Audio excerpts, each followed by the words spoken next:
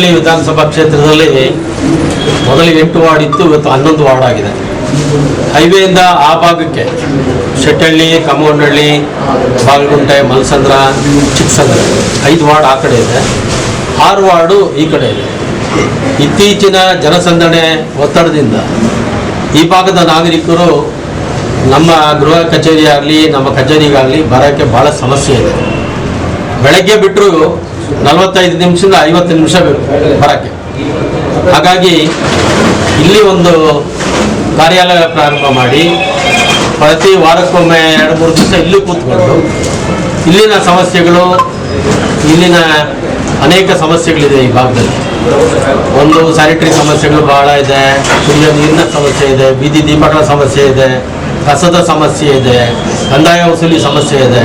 ನೋಡಿ, ಇವತ್ತು ಇಲ್ಲಿ ಆಫೀಸ್ ಓಪನ್ ಆದರೂ ಒಬ್ಬ ರೆವಿನ್ಯೂ ಇನ್ಸ್ಪೆಕ್ಟರ್ ಇಲ್ಲ, ERO ಇಲ್ಲ, ಯಾವನು ಅಧಿಕಾರಿಗಳೇ ಇಲ್ಲ. ಇವ್ರನ್ನೆಲ್ಲ ಚುರುಕುಪಡಿಸಬೇಕು ಅಂತೇಳಿ ಇವತ್ತು ನಮ್ಮೆಲ್ಲ ಮುಖಂಡರ ನೇತೃತ್ವದಲ್ಲಿ ಇವತ್ತು ಈ ಭಾಗದಲ್ಲಿ ಒಂದು ಕಚೇರಿ ಓಪನ್ ಮಾಡಿದ್ದೀವಿ. ಮಂಗಳವಾರ ಮತ್ತು ಶುಕ್ರವಾರ ಕಡ್ಡಾಯವಾಗಿ ಇಲ್ಲಿರ್ತೀವಿ.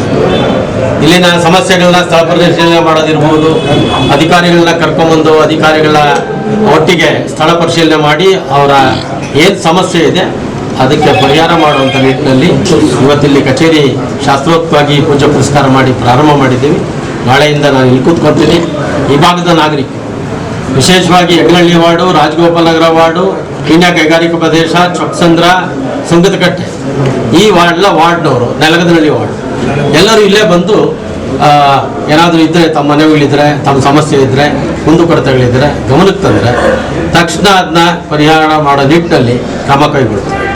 ಅದಕ್ಕೋಸ್ಕರ ಇವತ್ತು ನೂತನವಾಗಿ ಕಚೇರಿ ಓಪನ್ ಮಾಡಿದ್ದೇವೆ.